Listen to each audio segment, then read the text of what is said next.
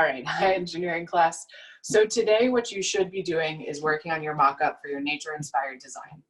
I don't have much to give you today in terms of content. I hope you spend most of the day working on that. But what I did want to do, last summer I built a blender on the back of my bike, specifically for engineering in this unit. Like I said before, usually what we'd be doing together is building a bio hand, and it works off of gears. And so I'd have a gearing unit. And to get you thinking about gearing units, I'd teach you about the blender bike, and we'd all share in milkshakes. Since we can't do that part of the project, clearly I didn't start there, but I wanted today to show you my blender bike.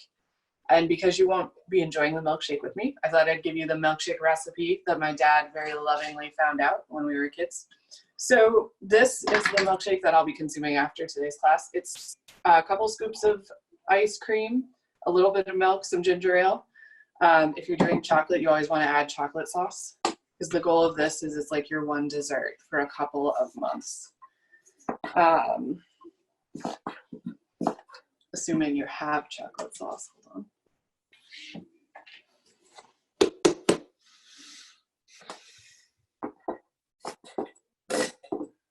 There we go. And you also want to add just a little vanilla. This is homemade vanilla, so it's super good, but any form of vanilla is always a treat. So I'd say that's probably good. All right, so I'm going to pause the recording. We're going to go down to the cellar to see the bike itself. All right, so this is my bike, and it's the bike that I had the blender attachment to the end. It's actually not too complicated to build, and what I will say is fun if you have an extra blender, take it apart. So what I did to build this was I took apart the base of the blender and surrounded it in this case that gets it close to the wheel. If you look in, you can see all of this internal mechanisms, and all it does is a motor that spins. So what I've done here to my bike is I've added this chuck, and it attaches to the bike here. What happens when you have gears that are intermeshed is that the gears at contact point travel at the same speed. And so when my bike tire is traveling really fast, like I'm spiking down the road or I'm motivated, I'm making myself a great milkshake, I'm biking really fast and the tire's moving fast. This gear spins at the same rate, but the gear is much smaller. And as a result, it completes even more rotations per second than my tire does.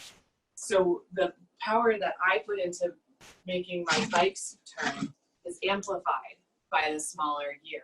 And then that turns into RPM on my milkshake, which is the goal. So I'm going to attach this and then start biking, and hopefully we don't have too much spilling.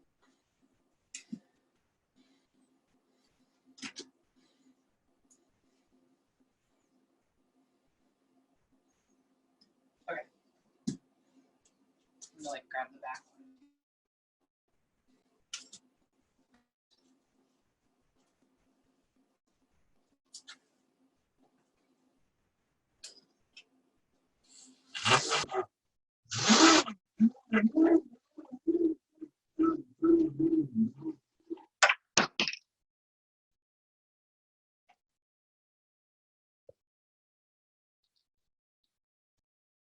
All right, so that pause was brought to you by my blender breaking apart.